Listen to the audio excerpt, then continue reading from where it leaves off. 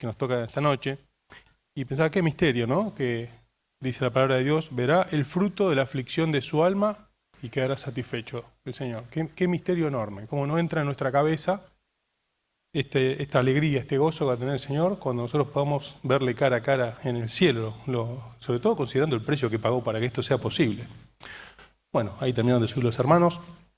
Nos toca seguir esta noche con el capítulo 2 de la carta a Santiago, la segunda mitad del capítulo, y es quizá los versículos más controvertidos de este libro. Tal es así que un gran hombre de Dios, Lutero, llamó a esta carta la epístola de paja, y quizá estos versículos son los que estaba pensando puntualmente cuando dijo esta frase.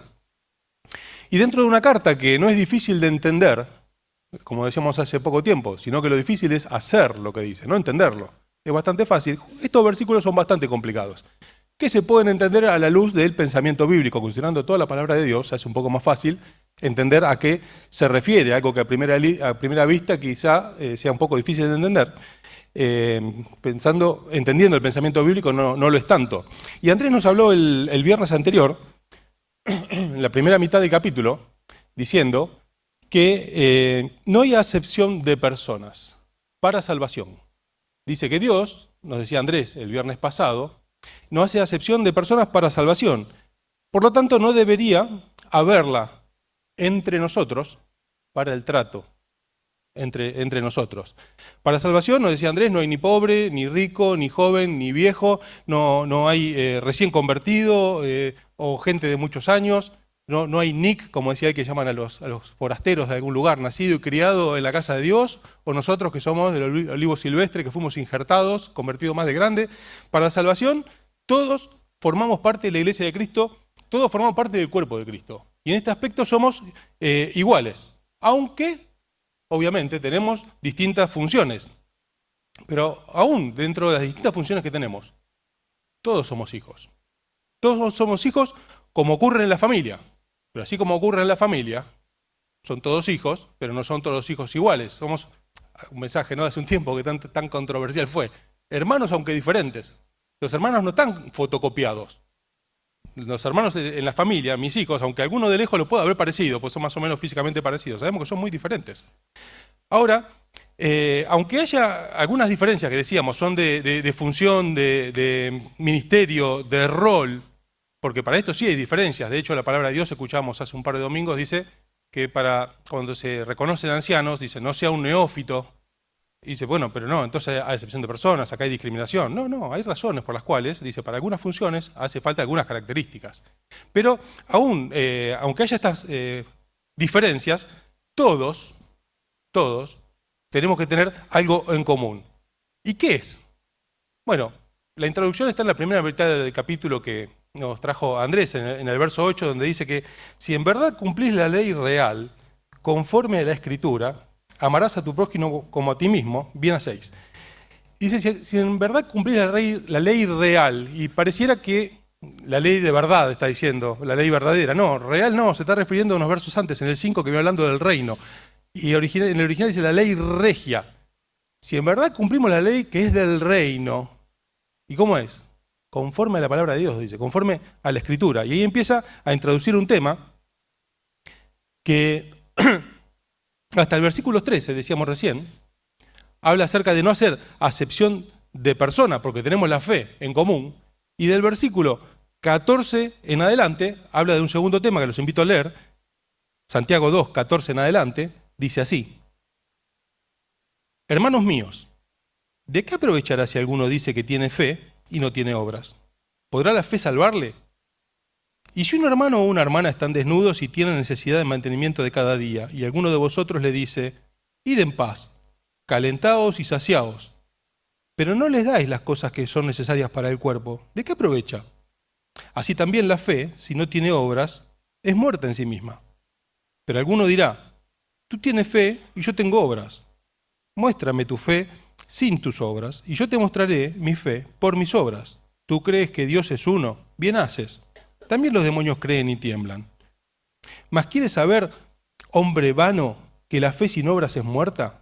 ¿No fue justificado por las obras a Abraham nuestro padre cuando ofreció a su hijo Isaac sobre el altar? ¿No ve que la fe actuó juntamente con sus obras y que la fe se perfeccionó por las obras? Y se cumplió la escritura que dice, Abraham creyó a Dios y le fue contado por justicia y fue llamado amigo de Dios. Vosotros veis, pues,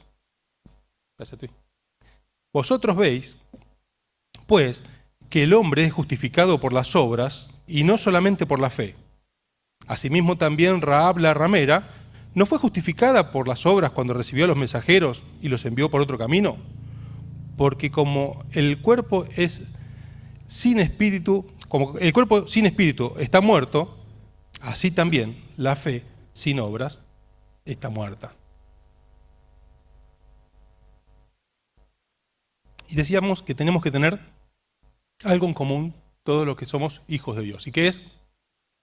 Bueno, Santiago nos dice, inspirado por Dios, que lo que tenemos que tener en común, todos, no importa el tiempo que tengamos en el camino de la fe, es que la fe se tiene que ver.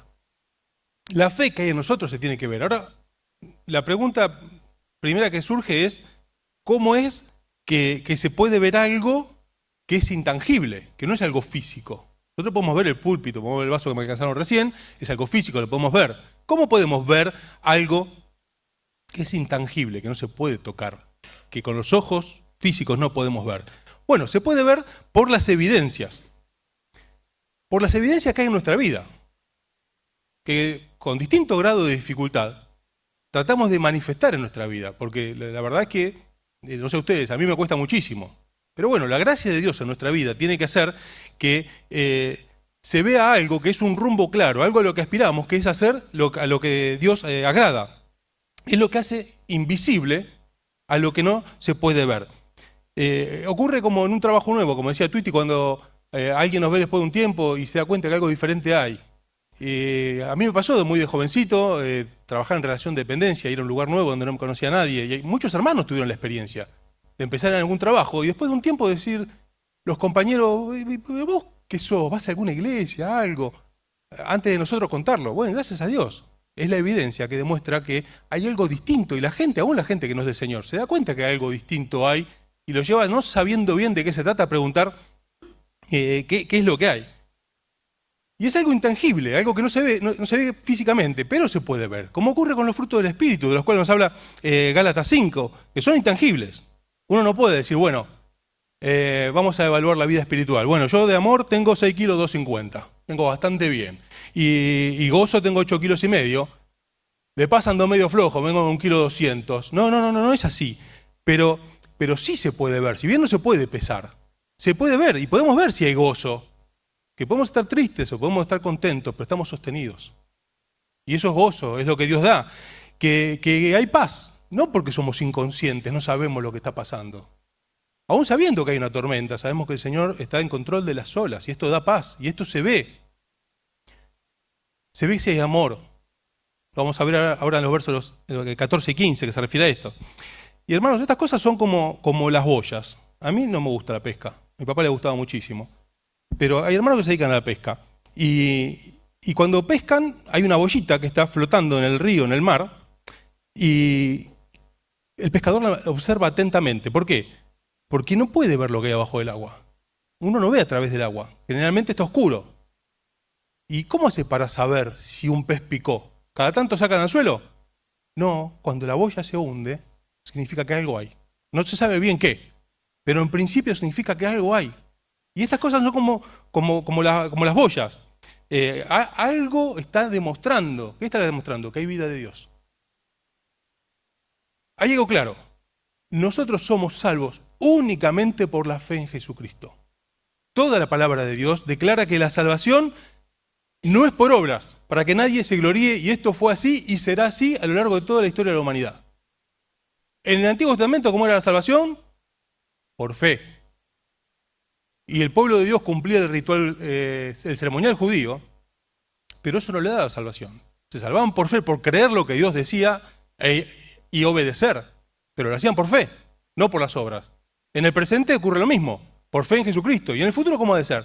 También, después que la iglesia sea arrebatada y venga el juicio de las naciones, Los que sean salvos van a ser salvos por su trato con el pueblo de Israel. Y uno puede decir, bueno, es salvo por obras, porque cómo respondió el pueblo. No, por fe van a responder al llamado de Dios y aún después del arrebatamiento de la iglesia, por fe van a ser salvos.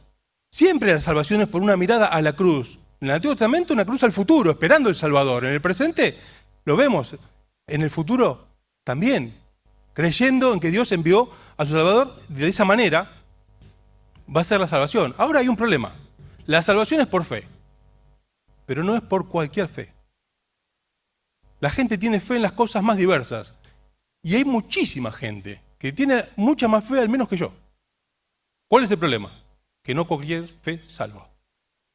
Hay una historia que no está en la Biblia, porque ocurrió después que se cerró el canon, que ocurrió en el pueblo judío.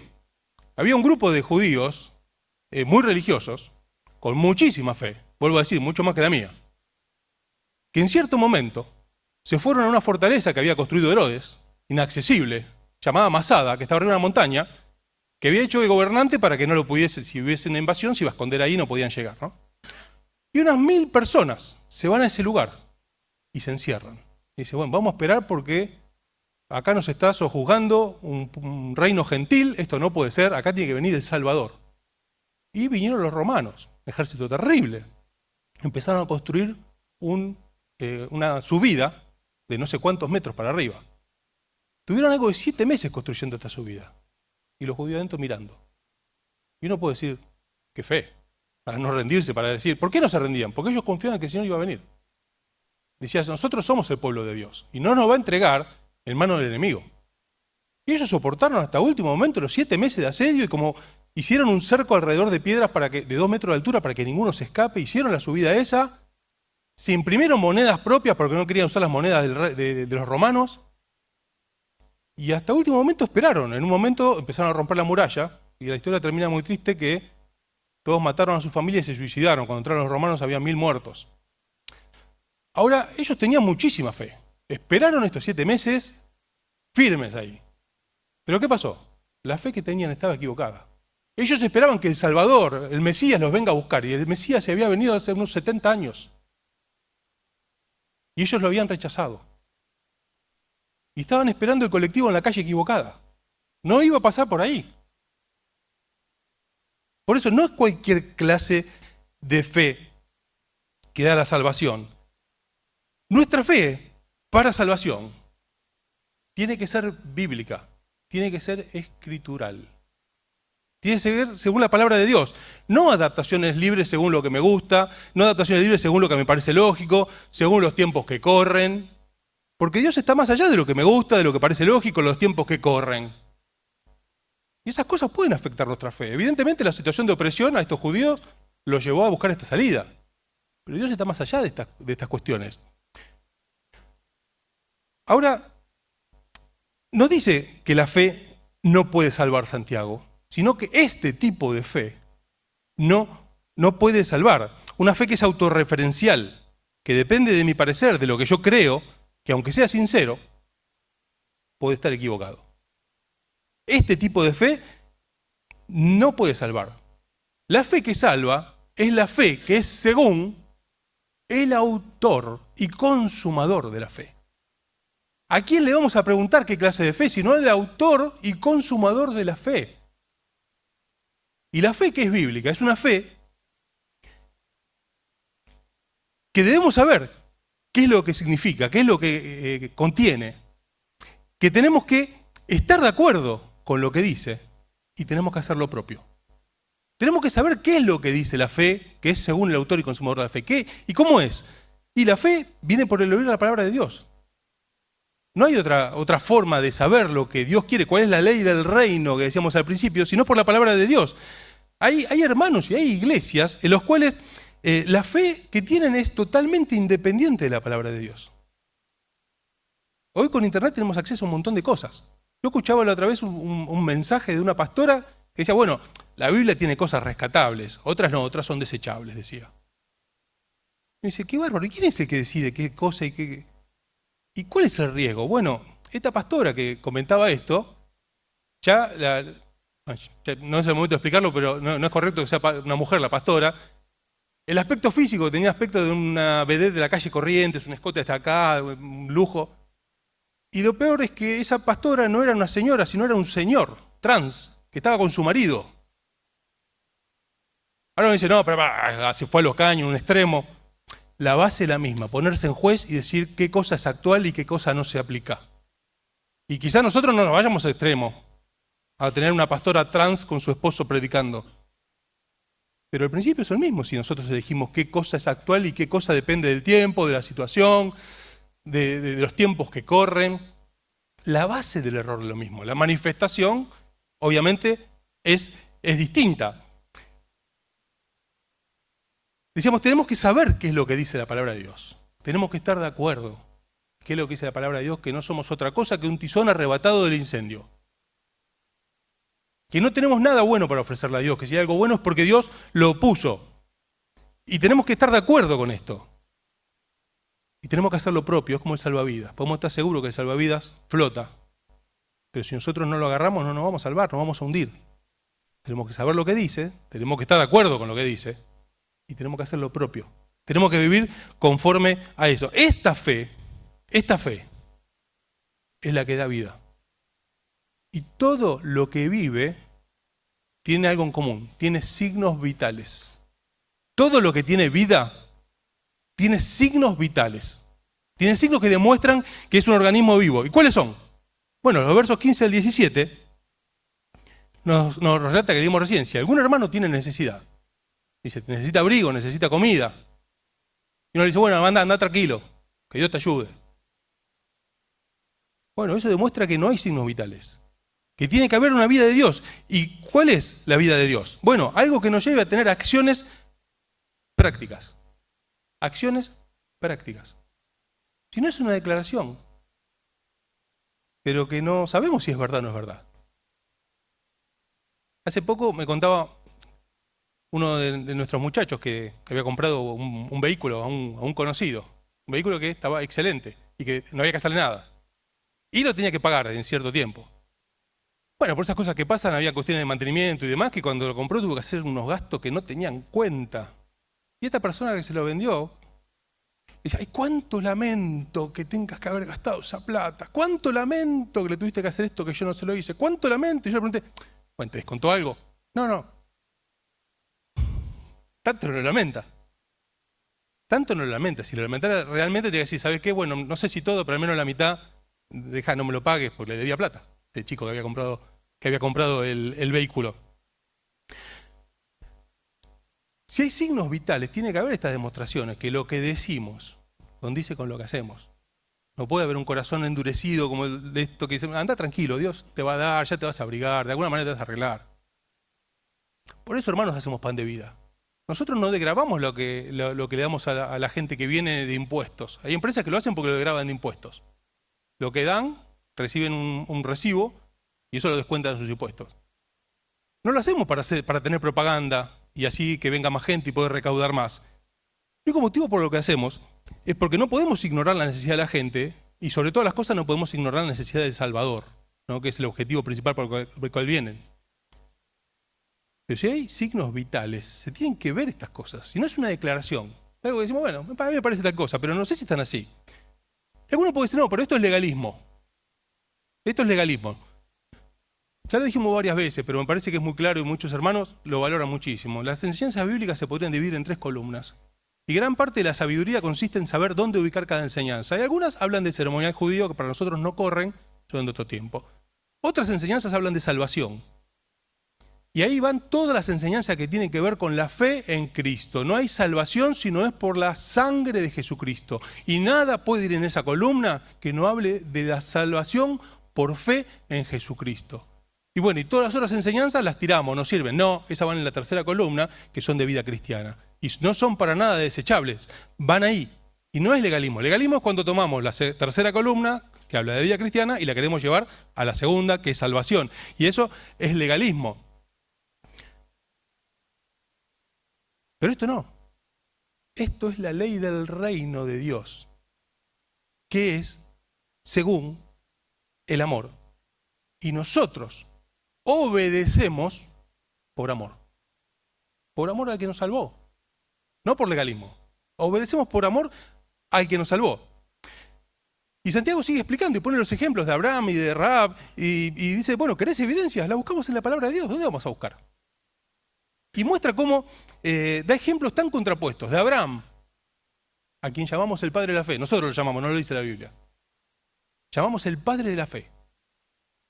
Sin embargo, dice que su fe se vio en lo que hizo, aunque fue a ofrecer en sacrificio a su hijo, algo impensable para nosotros, ¿no?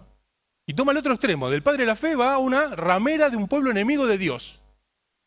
Dice, ¿y ella cómo fue? Lo mismo, creyó que Israel era el pueblo de Dios y eso la llevó a mandar los mensajeros por otro lado. Y siendo pueblos tan distantes, los dos tuvieron algo en común, les creyeron a Dios. Y eso los llevó a hacer algo, los llevó a actuar. Hermanos, si nosotros realmente tenemos fe y creemos en Dios, nos tiene que llevar a actuar. No puede ser que lo que creemos no se vea manifestado en lo que hacemos. Nuestras acciones, lo que nosotros hacemos, lo que se ve, demuestra lo que creemos. Hoy estamos todos abrigados. ¿Por qué? Sabíamos que hacía frío. El único que vino en manga corta fue Eli Ferro. El único. Después el resto todos tenemos abrigo, porque decíamos, creo que va a estar fresco, me vengo en malla. No, creo que está fresco, me agarro una campera. Lo que hacemos siempre demuestra lo que creemos. Y hermanos, si nosotros somos renacidos, se tiene que ver una vida nueva, se tiene que ver una vida de Dios. Se ve una vida de Dios si somos renacidos. No es que se tiene que ver. Se ve lo que nosotros creemos, por acción o por omisión. Me dice, no, pero yo no hice nada. Bueno, también se ve. Y nosotros decimos, andá, calentate tranquilo, arreglate solo. No, pero no hice nada, no está demostrando nada. No, siempre se ve. No es que se tiene que ver, se ve. Lo que tenemos que hablar nosotros, ¿qué es lo que se ve? Porque por acción o por omisión se ve. ¿Y qué es lo que tiene que verse? Hechos. Hechos, lo repito un montón de veces, no es bíblico, pero es muy cierto, no hay nada más terco que un hecho. Y podemos tener el argumento que querramos, pero los hechos demuestran lo que creemos. Así como con la ropa, decía recién, los hechos demuestran lo que creemos. Y hace un desafío en el verso 18. Dice, pero si alguno te dirá, tú tienes fe y yo tengo obras. Muéstrame, dice Santiago, tu fe sin tus obras y yo te mostraré mi fe por mis obras. Hace un desafío. Y Santiago es algo muy, muy lógico, que es de sentido común. Dice, mira, la verdad que como no hay un electrocardiograma espiritual donde se pueda ver la fe, lo más seguro, lo más claro, es observar lo que sí se ve, que son las obras. Porque la verdad que vos podés intentar de cualquier manera mostrar la fe, pero como es intangible, no se ve, lo más seguro es ver eso. Un autor que estudia mucho el griego y es mucho provecho para lo que cuando algo no entendemos buscamos en sus libros, dice, la justificación es primaria, está primero, la justificación es primaria y es gratuita por la fe, consiguiente y evidencialmente por las obras. O sea, es primero y es gratis por la fe. Consiguiente, o sea, lo que sigue después de el regalo de Dios que es por fe y lo que evidencia esto que es gratis y es por la fe, son las obras. Lo que sigue debiera ser esto. Y uno dice, bueno, por acá dice, es justificado por las obras. Acá está diciendo que es algo por las obras. No, ahí es útil buscar de alguna manera para los que no entendemos nada del idioma original. Y buscar, y allí en el original, la palabra que traducimos en nuestra versión, que es muy buena, que dice justificado, significa en el original declarado justo. Dice, bueno, lo mismo. ¿Cuántas veces se usa el original para decir, sé lo que dice el original, aunque no lo sabemos, y no aporta nada? Y esto parece lo mismo, pero no es lo mismo. Una cosa es ser justificado y otra cosa es declarado justo. Porque, ¿qué está queriendo decir el autor? Nada declara mejor que somos justificados que las obras. No es que las obras nos hacen justificados. Las obras declaran lo que hay en el corazón y no se puede ver. Eso es lo que el autor está escribiendo, inspirado por Dios, en este versículo. Declaran, dicen innegablemente lo que no se puede ver. Y el verso 24 dice, vosotros veis pues que el hombre es justificado por las obras y no solamente por la fe. Hermanos, muchos toman este versículo para decir que la salvación es por obras, y algunos dicen, no es por obras. Es por obras más fe. No está diciendo que es por obras más fe, sino que es en lo que se ve. El verso 20 dice, ¿mas quieres saber, hombre vano, que la fe sin obras es muerta? Qué terrible. Tengamos en cuenta, cada palabra en el original está inspirada por Dios. Y el que guió a Santiago a escribir esto es Dios. Y Santiago, de parte de Dios, dice, ¿vos pensás que la fe sin obras es una fe real? Y Dios lo llama, Santiago, inspirado por Dios, lo llama hombre vano, hombre vacío, sin contenido. Hay un comentarista que dice, es un aventurero temerario, que no tiene en qué basar lo que afirma. Si nosotros creemos que solamente una declaración, decir que creemos algo, basta, tenemos que tener cuidado, porque Dios nos dice, si creemos estos, somos vanos. Y la palabra de Dios en Jonás capítulo 2, verso 8, dice, los que siguen vanidades ilusorias, su misericordia abandonan. Los que siguen vanidades ilusorias, su misericordia abandonan. Y Santiago, de parte de Dios, dice, si nosotros creemos, podemos vivir la fe sin que esto se refleje en lo que hacemos, somos vanos. Hemos abandonado la misericordia de Dios. ¿Por qué? Porque hemos abandonado a Dios, porque hemos abandonado su palabra. Y el Señor es la palabra. No podemos dejar la palabra y no dejar a Dios. Si dejamos la palabra, dejamos a Dios. Hermanos, está muy de moda el decir, bueno, nos tenemos que aceptar, nos aceptamos, está la iglesia inclusiva, así se llama este video que les comentaba hace un ratito, la iglesia inclusiva. Hermanos, sí, esto es para salvación, claro que sí. Tenemos que recibirnos a todos, tal como soy, dice lo que cantamos muchas veces, sin más decir, bendito Cristo, vengo a ti. Tenemos que recibirnos para salvación. Pero si realmente creemos, ahí tiene que comenzar una obra de regeneración, que cambia la vida. Y esto se ve. Así que, hermanos, para terminar, algunas conclusiones. Este segmento que acabamos de leer de la palabra de Dios nos habla de las obras de salvación y no para salvación. Las obras del que es salvo y no las obras que tenemos que tener para ser salvos. ¿Y por qué es tan importante esto? Hermanos, esto es muy importante.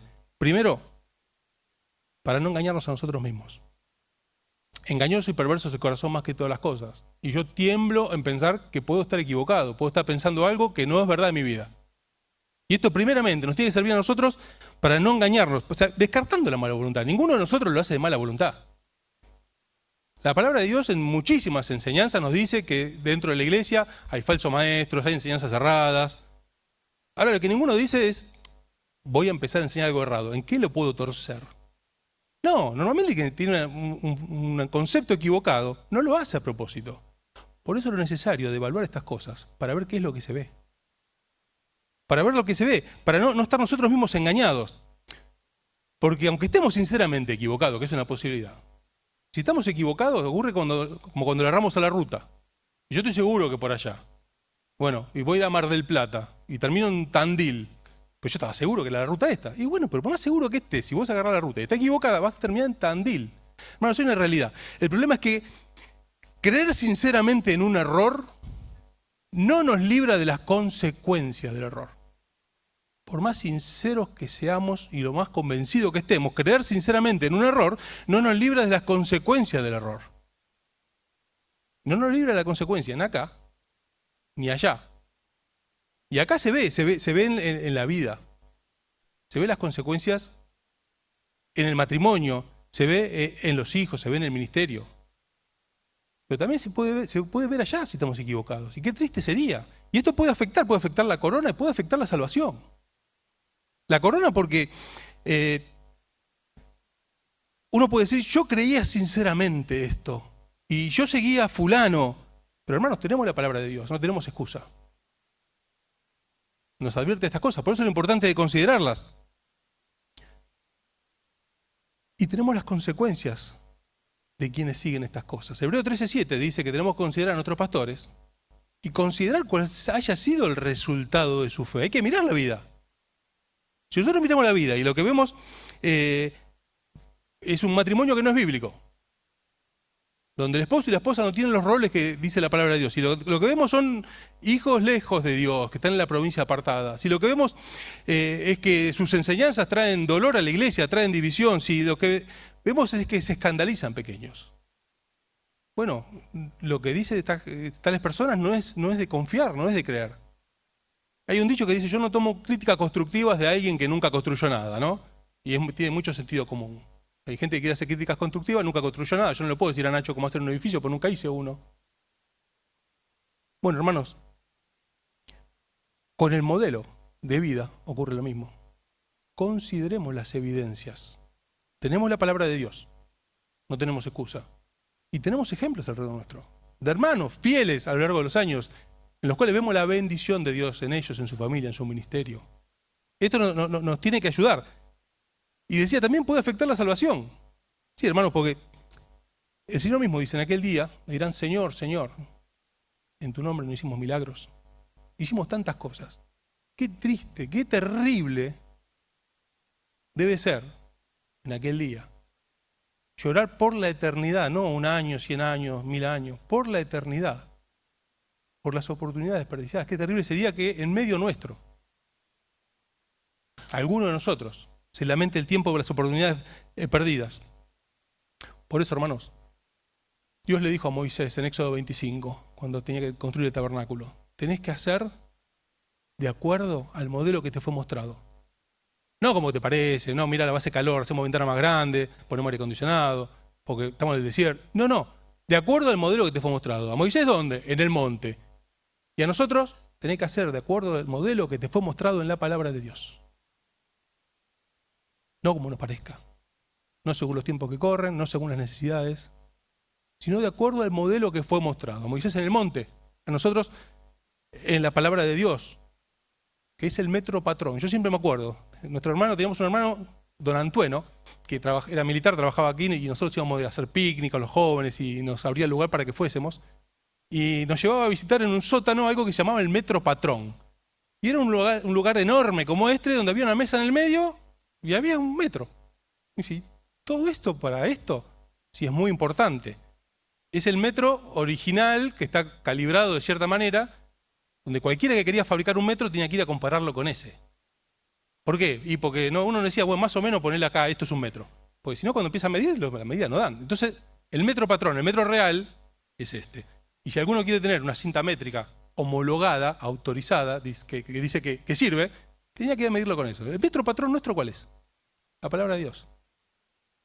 La palabra de Dios, no hay otra. Y me llama mucho la atención el verso 14, que leíamos recién, donde dice, hermanos míos, ¿qué aprovecha si alguno dice que tiene fe y no tiene obras? Si alguno dice. Hermanos, la verdad que si alguno de nosotros dice, no es relevante. Nosotros no estamos llamados a opinar, no somos jueces como decíamos antes. Estamos llamados a obedecer, Por eso lo importante acá, como decíamos recién, es lo que dice el autor y consumador de la fe. ¿Y qué es lo que dice? En Juan 7:38 dice que cree en mí, como dice la Escritura, de su interior correrán ríos de agua viva.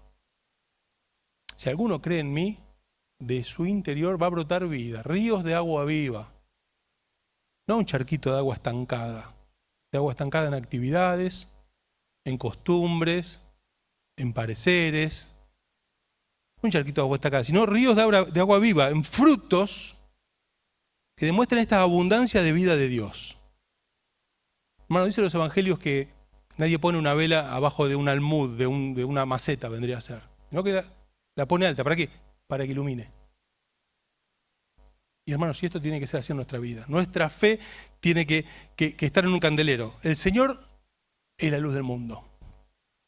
Y dice la palabra a nosotros que nosotros debemos reflejar esa luz en Juan 8:12. Nosotros debemos reflejar esa luz. ¿Para qué? ¿Por qué? Bueno, primero, como decíamos recién, para confirmar lo que creemos. Para estar seguros. Y después para hacer faro para los demás. ¿Para qué sirve un faro? Y un faro sirve para distintas cosas. Sirve para orientar. En el mar, cuando hay neblina y no se sabe bien, bueno, con el faro los marinos se orientan. Y sirve también para advertir de peligros. El faro, según la intensidad que tenga las luces, cada cuánto se repiten, cada cuántos segundos, está dando un código. Y le dice a los que manejan los barcos qué es lo que hay. Si hay piedras, si hay mogotes, pues, según lo que haya, el faro advierte, orienta y advierte. Y hermanos, los que somos salvos, espera que esto sea así en nuestra vida.